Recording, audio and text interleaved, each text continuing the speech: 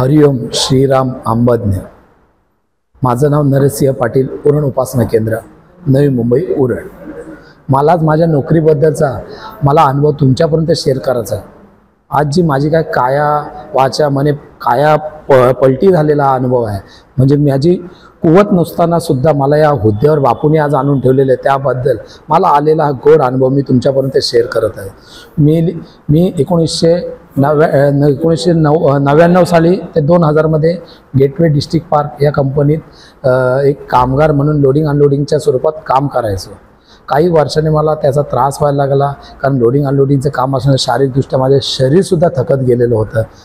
कमरेचा त्रास व्हायला लागलेला, हातपाय दुखायचे संध्याकाळी घरी गेल्यानंतर।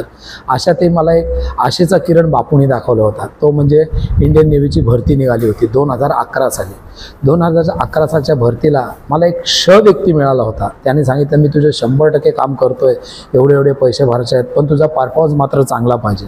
त्याच्या म्हणण्यानुसार 3 कॅटेगरीमध्ये वॅकन्सी निघाली होती। एक म्हणजे लष्कर, दुसरी म्हणजे टोपाज, तिसरी म्हणजे इंजिन साईट असतं ते फायरमॅन म्हणून। अशा याच्यात मी बापूंच्या कृपेने इंटरव्ह्यू दिली। चांगल्या स्विमिंगनी, त्याच्यात फिजिकली टेस्ट म्हणजे स्विमिंगची स्पर्धा असायची, त्या स्पर्धेत बापूंच्या कृपेने अव्वल आलो। पण बापूंच्या मनात काय हे मलाही माहीत नव्हतं। बापूंना खूप मी रिक्वेस्ट केली बापूला का डॅडला, का आता मला माझ्या मुलांचं फ्युचर चांगलं घडवायचं आहे, मला नवीन घर तुझ्या कृपेने बांधायचं आहे। ह्या सर्व गोष्टी मी तेव्हाच करू शकतो जेव्हा बापूऱ्या तू माझ्या पाठीशी असशील तेव्हा, आणि मला चांगली नोकरी देशील तेव्हा।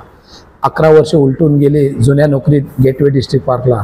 12व्या वर्षात 2011ला वेकन्सी निघाला, मी इंटरव्ह्यू दिलं। बापूंच्या कृपेने मी तिन्ही कॅटेगरीमध्ये नंबर 1नी पास झालेलो। पण शेवटी बापूंच्या मनात काय होतं हे वेगळंच असते। प्रत्येक भक्ताच्या बाबतीत ते वेगळं असं प्लॅनिंग करून असतो। त्यानुसार 2011 साली माझं काय नेव्हीचं काम झालं नाही। 2 वर्ष मी नाराज होतो, पण बापूंवरचा विश्वास मात्र मी ढळून दिला नाही। नक्कीच आज माझं काम झालं नाही, पण यदाकदाचित तोच पुन्हा पुनर्प्रयत्न करून ह्याच्यातून सक्सेस मला मिळून देतील एवढा मात्र विश्वास होता। आणि एक ओवी मात्र माझ्या पाठीशी मी बांधून ठेवलेली होती, एक विश्वास असावा पुरता करता हरता सद्गुरू ऐसा। माझ्या डॅडनी मी कधी आवाज दिले आणि मला हाकेला धावला नाही असं कधीच झालं नाही। तात्पुरती मला माझ्या याच्यात अपयश आलं होतं, पण ते आयुष्यभराचं नव्हतं, याची मला ठाम ही होती, विश्वास होता की बापू याच्या पुढे चांगलंच बेटरच करून दाखवेल।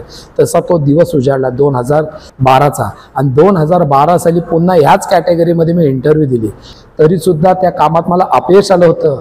आणि 2012 एक वर्षानंतर जी मी इंटरव्ह्यू दिली होती त्याच्यात मात्र मला बापूंच्या कृपेने यश आलं, आणि टोपाज या कॅटेगरी माझं नंबर 1नी काम होऊन जिथे 3 लोकांची वेकन्सी होते ती बापूंच्या कृपेने 5 लोकांची वेकन्सी केली, आणि 3ऱ्या क्रमांकावर माझं नाव आलं।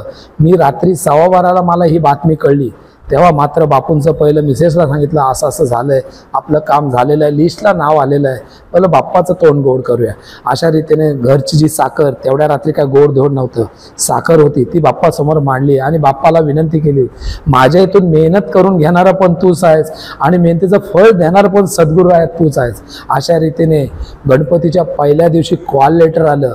आणि विशेष मला सांगायचं आहे बापूंची कृपा कशी झाली।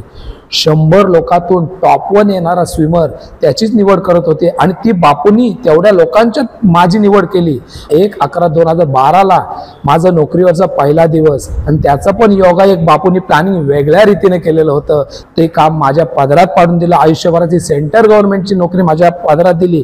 आज मी जे काय उभा आहे, मी जे काय बापूंच्या कृपेने बापूंनी मला विश्व उभं करून दिले, केवळ आणि केवळ माझ्या बापूंनीच केलेलं आहे। आणि दुसरी सरप्राईज बापूंनी दिली, ज्या दिवशी मला कॉल लेटर आलं त्या दिवशी माझ्या मुलाचा पहिला वाढदिवस होता। पहिल्या वाढदिवसा दिवशी म्हणजे त्याचा जन्म होता 1/11/2012, आणि मला कॉल लेटर जॉईंट लेटर आले ते 1/11/2013ला, बरोबर एका वर्षांनी माझ्या मुलाचा वाढदिवस। त्याच दिवशी बापूंनी ही गुड न्यूज दिली, आणि सगळं नियोजन करणारा केवळ आणि केवळ सद्गुरू तत्वच आहे। बापूऱ्याला माझी कळकळून विनंती आहे, माझ्यावर जशी तुझी कृपा आहे तशी प्रत्येक बापू भक्तावर तुझी कृपा राहावी, ही सद्गुरू चरणी इच्छा। हरिओम श्रीराम अंबज्ञ।